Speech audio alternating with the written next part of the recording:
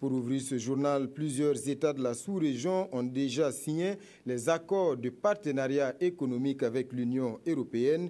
Le sujet est au menu de la 14e rencontre entre la CEDEAO et l'UEMOA. Les deux institutions font le point de leurs actions communes à Ouagadougou. Une rencontre consacrée également à la recherche de stratégies pour une plus grande intégration sous-régionale. Jacques Lamissa Tarpaga.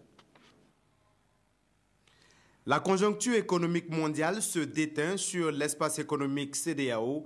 La croissance est passée de 6,2% en 2012 à 5,6% en 2015.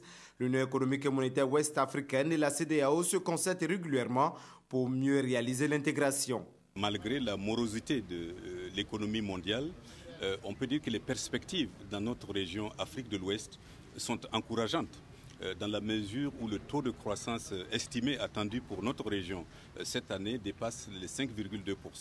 Donc on peut dire qu'il y a un dynamisme dans la croissance de notre région malgré les difficultés que nous avons par ailleurs dans le domaine de la paix et de la sécurité et dans le domaine des infrastructures. C'est justement pour renforcer l'efficacité de notre action que nos deux commissions ont décidé de se concerter régulièrement. Ouagadougou abrite la 14e rencontre interinstitutionnelle. De nombreux défis doivent être relevés et les experts de l'UEMOA et de la CEDEAO ont fait des recommandations qui seront soumises et examinées ici. Il était important que, aussi bien au niveau de la CEDEAO, au niveau de l'UEMOA, que la défense des intérêts de ces pays soit la même, que nous parlions d'une seule voix, parce que nous ne pouvons pas être divergents sur les objectifs étant les mêmes. La réalisation du marché commun de la CEDEAO dans le contexte de la signature des accords de partenariat économique avec l'Union européenne est un défi. L'espace devra adopter une monnaie unique pour être plus compétitif. La réflexion est en cours jusqu'en 2020.